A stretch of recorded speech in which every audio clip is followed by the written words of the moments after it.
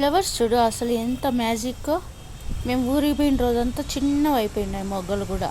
ఇప్పుడు మళ్ళీ బాగా ఇగురు పెట్టేసింది.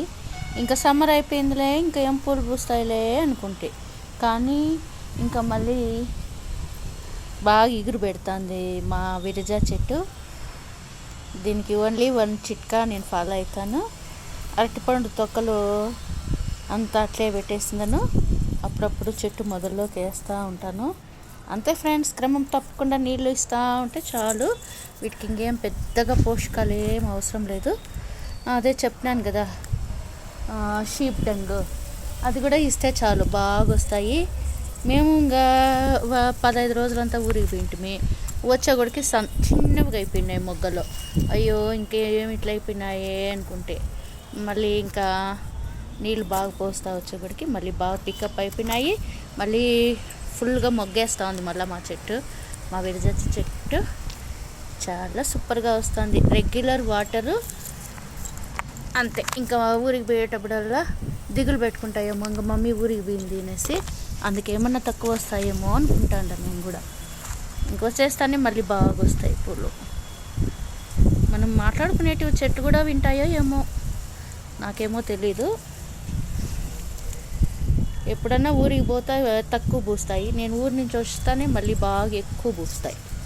అదే మన చెట్ల లాజిక్. చూడండి, ఈ సీజన్లో కూడా మామూలుగా సమ్మర్లోనే పూస్తాయి ఎక్కువ పూలు. విరజాజి, సన్నజాజి అవి ఈ కాలంలో కూడా బాగానే వస్తుంటాయి. చలికాలంలో కూడా, వర్షాకాలంలో కూడా మంచిగానే వస్తుంటాయి. చలికాలం కాదు, వర్షాకాలంలో కూడా మంచిగానే వస్తుంటాయి. మళ్ళీ ఫుల్ ఎగురు పెట్టేసింది మా చిట్టి విరజాజి చెట్టు. Happy moment. బాయ్ ఫ్రెండ్స్, మీరు కూడా మంచిగా చెట్టు పెంచుకోండి.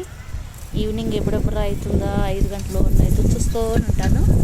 పూలు కోసే టైం అవుతుంది అనేసి పూలు కోసేది ఒక హ్యాబిట్ అయిపోయింది. ఈవినింగ్ అయితే చల్లగాలికి అలా కూర్చొని కోస్తూ ఉంటే చాలా హ్యాపీగా ఉంటుంది.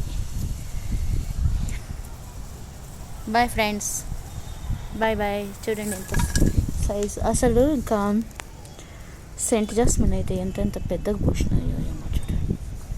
సైజెస్ ఇవి ఇంత విడిగితే బాగా పెద్దగా ఉంటాయి. అంతే, ఇవి మా ఈ చిన్ని గార్డెన్ ముచ్చట్లు.